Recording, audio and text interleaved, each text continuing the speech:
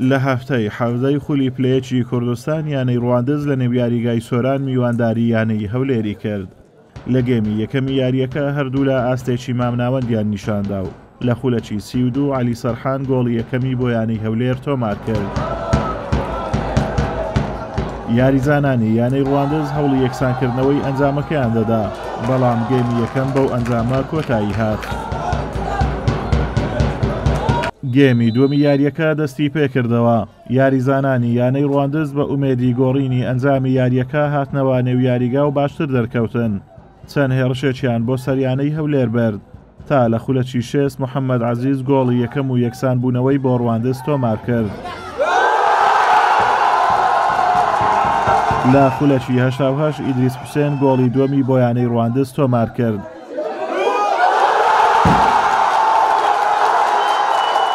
لە خولەکە زیادکراوەکانی یاریەکەش ناسر عومەر توانی گۆڵی دووەم و یەکسان بوونەوە بۆ هەولێر تۆمار بکات.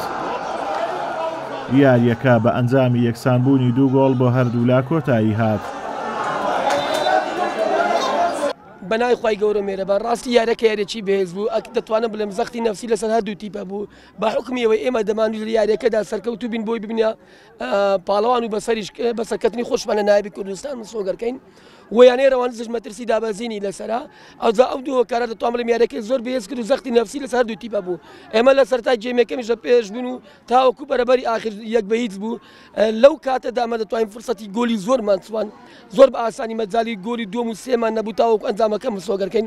ئیدەوە یاری تۆپ ئێمە گۆلمان تۆمار نەکرد و هەرچەند ئێمە لە پاش گۆل تۆمار نەکردنەکەن دەتوانم بڵێم یەک دوو تەبدیلی دیفاعیشمان کرد، بەڵام لەگەڵ ئەوەیدا گۆلمان خوارد و گۆلی دووەمیش کاتێک لێمان بوو تا ڕادێک دەتوانم بڵێم شانس دەوریە بوو لە گۆلەکە. بەڵام سپاس بۆ خوا یاریزانەکانی ئێمە تا کۆتایی یاریەکە هەر بە ئومێدیەوەی من گۆلی بەرامبەر بینەوە توانیشمان گۆلەکە بینەوە. ئەمە ڕاست لە برنەوەتوین، بەڵام لە هەمان کاتدا ئەگەر داشمان نابگەر نەشبینەوە تەنها بە خاڵێک بگەڕینەوە، چونکو ئەگەر ئەمە بە خاڵێک بگەڕێنەوە و لە یاریەکە بینە دەرێ ئەکیت فرسەت یەکەم بوونمان لە یاری کۆتایی لەگەڵ یانەی زانکۆی جیان دەبێت. بۆیە ئەمە تا ڕادێک لە نەتیجەکە رازیمە. بەم ئەنجامە یانەی ڕواندز لە ڕیزبەندی 17 دێت و خاوەنی 11 خاڵە و هەرچی یانەی هەولێریشا لە ڕیزبەندی یەکەم دێت و خاوەنی 31 خاڵە. ئازاد ومەراوەی کەناڵی ئاسمانی پەیام، سۆران.